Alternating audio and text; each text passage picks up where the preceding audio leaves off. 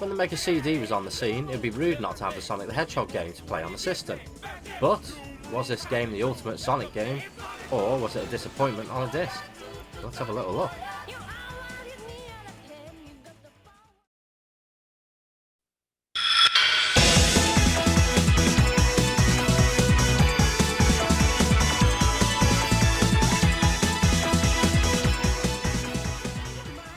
This is a game that came out in 1993, nearly 1 year after Sonic 2, so it would have some big shoes to fill. The story isn't much different than the previous games, where Robotnik uses the time stones to slow down time to take over Little Planet and turn it into his fortress. There's no Chaos Emeralds here, but the time stones are a suitable replacement. A nice FMV cartoon intro gives you some idea of what's going on, and although it's compressed and a small resolution, this was incredible for its time. 16-bit machines couldn't do this. The first thing you are going to notice is the stunning scenery. This is clearly far more impressive than the Mega Drive versions, but it doesn't stop there.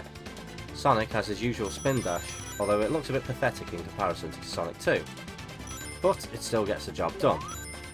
But if you hold the up button and press jump, Sonic will perform the super peel out, which will send him flying across the stage. The disadvantage of this is that you then become vulnerable to oncoming enemies. And that's about it. So what's different about the rest of the game? Well, here's where it gets complicated. In every stage is a past and future signpost. If you hit one of these, then you have the power to go to the past or the future, providing you build up enough speed. Maybe 88 miles an hour, I don't know. But what I do know is it's not an easy task. If you build up enough speed to get the star trail, then you need to keep up that speed until you are transported.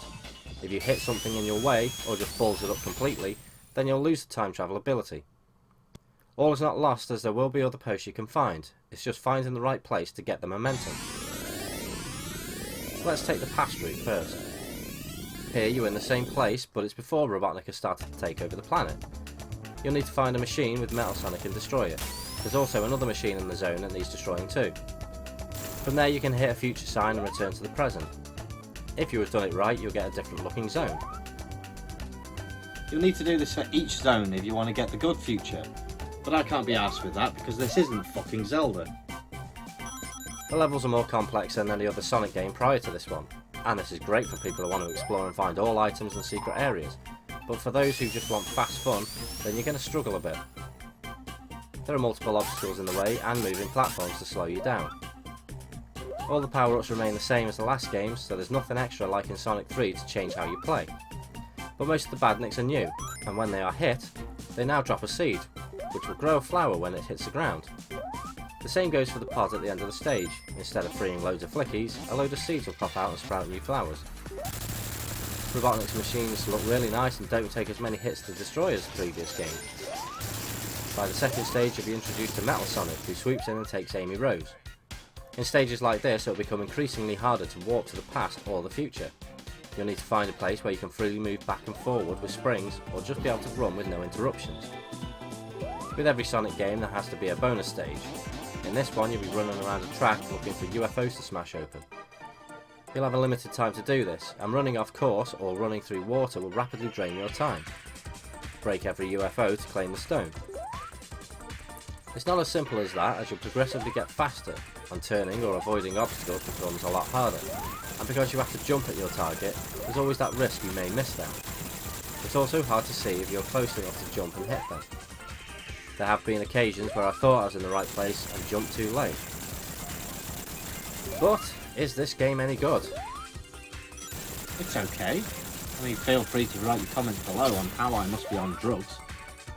And I'll be sure to put them in my folder of things I give a fuck about. Later levels just get tougher and harder to navigate, and for me, when this came out I lost interest in trying to find the good futures because they are just too hard to acquire. The amount of time I nearly time travelled, then hit something or ran out of space was frustrating and I gave up. If you asked me what I thought of this game in 1993, then I'd say it was amazing. But back then all this new media was considered unbelievable to the younger generation, no matter what was being played. The soundtrack is incredible, and apologies to North America, but we got the better soundtrack. It was bang on for the time, and each level and sub-level had its own track to suit the atmosphere. Sound effects are also great, although originally I hated the sound of Sonic jumping. Sonic's sprite, however, is pretty shit. It's the same as Sonic 1. They could have taken Sonic 2's sprite, which looks far better. It is a good game, but it's the exploration that ruined it for me.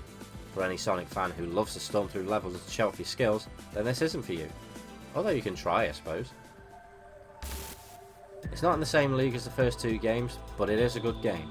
It could have been graphically better, as apart from the vibrant colours and the CD soundtrack, I don't think this is anything the Mega Drive couldn't do.